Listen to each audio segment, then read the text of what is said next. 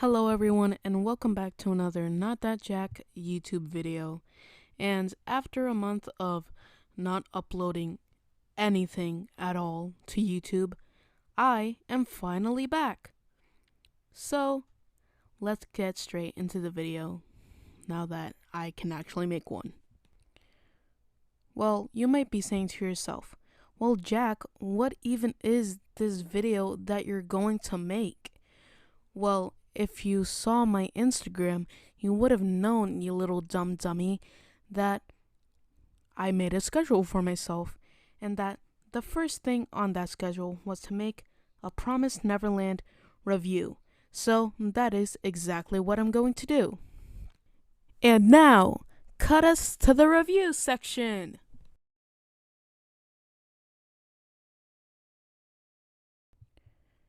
So now that I have watched Season 1 and Season 2 of The Promised Neverland, I think that it's safe to say that I can make a review on it. And actually, this was my second attempt, or maybe my third even, on actually trying to watch The Promised Neverland.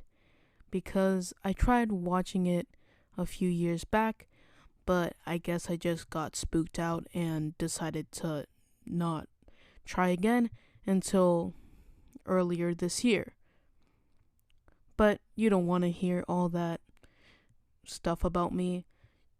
What you guys want to hear is me review the heck out of this show. So, let's do it. Between Season 1 and Season 2 of The Promised Neverland, I feel like Season 1 was the most story cohesive out of the two.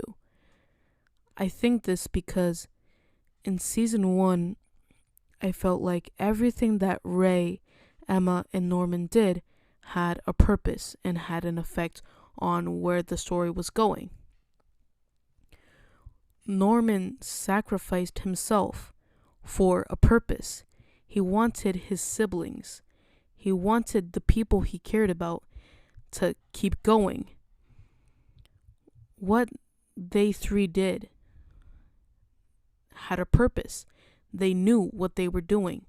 They were manipulating what they had for their advantage. They were getting information from the inside. They were using the books. They were using what they had and what they knew in order to escape and in order to make sure that the humans could advance and become better. And I just really liked that more than the action-driven Season 2 where the siblings were basically just running around from demons trying to survive and trying their best to find contact with other humans and just basically not trying to die from these monsters who seek them and want to eat them. If you saw my journey through anime video, you would have known that I was actually warned about this. My friends told me that Season 2 felt more disconnected from Season 1, and I agree with that. I felt like it would have been just fine where it ended off in the last episode of Season 1. And some of the parts of Season 2 felt kind of predictable, such as the scene where Isabella, now as a grandma, decided to help Emma and Ray. It was predictable. Something that people have said that I don't really agree with is that The Promised Neverland is a horror anime. I didn't really get that vibe. Instead of shoving the demons into your face or shoving all the dead children that have passed away into your face, it leaves you thinking. The real fear is the thought of what might happen next.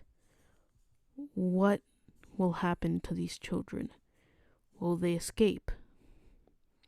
Will they eventually meet the fate that they were destined to have? And will they be slaughtered and eaten by these demons? That's where the fear comes from. And I feel like that sort of writing and that sort of little frightening aspect is what made season 1 so interesting. It made it really, really fun to watch. And no, unlike other reviewers that I've seen, I'm not saying, oh, season 2 of The Promised Neverland is utter dookie water, you shouldn't watch it, it's trash. Because it's not. Because season 2 was season 2 of The Promised Neverland, and because it was a second part and an additional kind of story to this series that was so suspense driven, that was so story driven, it kind of just felt like a waste of time. Since the main goal of season 1 was for Emma, Ray, and Norman to escape and for their family to escape, it kind of just felt like season 2 had no reason to be there. The main goal was already accomplished. It was kind of just a means of adding something more, of just seeing how long can we go until it's just no longer the show. Season 2 was enjoyable, but it wasn't just the best, if that makes sense. But yet again, it's not for me to judge. The Promised Neverland will always hold a place in my heart. It was one of the anime that got me back into the media, and it was very enjoyable. The scenery was amazing. The story I felt was great as well. The characters, the strategy that they used, it was so fun to watch. And from all of the anime that I've watched, this has to be one of my favorites. Yes, it might not be as good as to say compared to the anime of the decade, Kimetsu no Yaiba. But to me, it's really special. Okay, so final thoughts.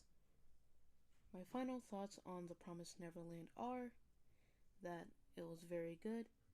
Season 2 could have been a little bit better. I heard that the manga is great, and it's just very enjoyable overall. If you like to get a little spooked, if you like stories that have intense story and great characters, then you would most likely like The Promised Neverland. Oh, and I almost forgot. Please check out my Instagram and my Wattpad because I post regularly on my Instagram, and Wattpad could have some stories of mine that you might like. And the Informs actually takes a little bit of inspo from The Promised Neverland, or at least how it tells frightening aspects. So why not check it out? Uh, love you guys. Hope you have a great day, and I'll see you all in the next one. Bye bye!